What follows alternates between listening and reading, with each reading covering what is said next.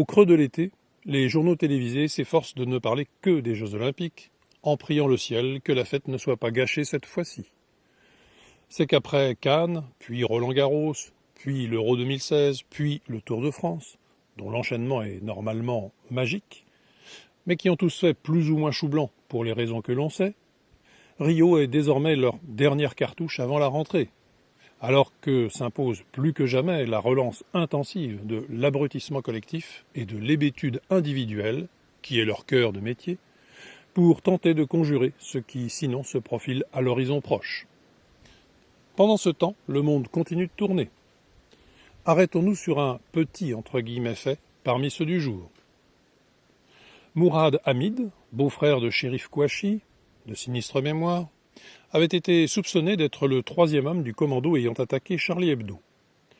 Grâce à un alibi solide, et grâce à la mobilisation de ses petits camarades de classe, on voit tout de suite le tableau, il avait rapidement été innocenté par la police. Il disait alors « On a jeté en pâture mon nom sans vérification, en me mêlant à ces crimes barbares. J'espère seulement que cela n'entachera pas mon avenir. Je n'ai rien à voir avec cette histoire. Je suis un lycéen qui vit tranquillement avec ses parents. Je veux que mon nom soit lavé. » Et il se disait sidéré, sick, par ce qui s'était passé. Or, il vient d'être arrêté à la frontière turque, en route vers la Syrie. Risquons un commentaire. Tous, nous avons en mémoire les sempiternelles lamentations des proches d'islamistes cohérents, comme il faudrait les appeler, et non pas radicaux. Lamentations pieusement recueillies à chaque attentat par des médias en service commandé, empressés de verrouiller les choses grâce à ces témoins parmi les plus neutres et objectifs qui se puissent trouver, il va de soi. Et tout cela à grand renfort de sollicitations cordicoles. À chaque fois, ces témoins ne comprennent pas, n'ont rien vu venir. Pensez, un garçon si gentil, si poli, c'est pas lui, c'est pas possible, c'est pas mon fils, mon cousin, mon pote, mon voisin. Certes, il était un peu turbulent, certes, il n'était pas tout à fait inconnu de la police, mais de là à imaginer, vous n'y pensez pas. Et puis viennent ensuite les slogans archi-ressassés. C'est pas ça l'islam, et pas d'amalgame.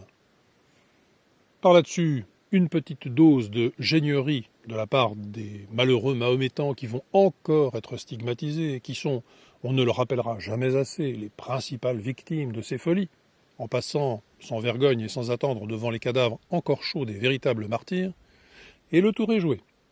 Enfin, il l'était.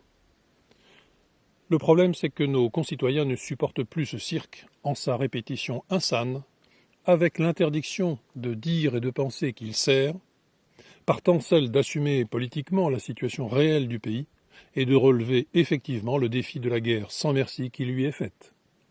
Ce phénomène collectif, si codifié dans ses expressions, si prévisible, appelle de toute autre réaction que l'empathie qu'il veut inspirer, ou la confiance, et de toute autre considération que celle que veut imposer l'idéologie qui règne sans partage, ou presque. Mais revenons aux faits. Ce jour, pas le moindre fait divers vraiment sérieux à signaler. C'est à peine croyable. Une parenthèse enchantée. Pourvu qu'il y ait en prime, au Brésil, moisson de médailles, faux suspense, spectacle, qu'on se croit un peu en été, quand c'est un hiver glacial qui fond sur notre pays. Vraiment sérieux, disions-nous, car on ne va tout de même pas se prendre la tête pour 2 ou 3 bricoles comme les suivantes. Marseille, nouvelle rafale de Kalash, 2 morts. Pas de balles perdues, c'est toujours ça de prix. Saint-Denis, les touristes coréens perdus dans une cité se font détrousser. Après le quart chinois, et tant d'autres choses de ce genre, l'inversion de la courbe actuelle du tourisme devra sans doute attendre, et fort longtemps.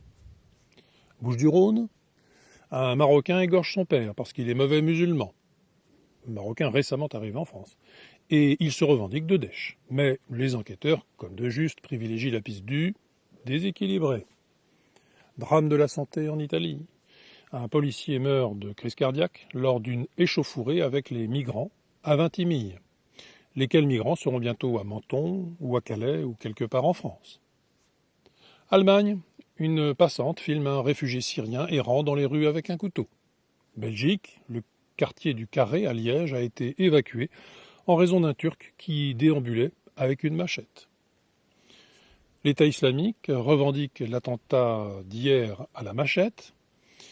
On signalera au passage qu'on découvre aujourd'hui que c'est un Algérien qui n'avait rien à faire en Belgique, mais qui s'y trouvait depuis 2012, qui est le responsable de cette attaque. Et l'État islamique appelle à attaquer maintenant l'Espagne pour que, je cite, les musulmans prennent leur revanche sur l'histoire, etc., etc., etc. Mais il serait très incorrect idéologiquement de relever ces broutilles, et même à la limite de l'infraction pénale.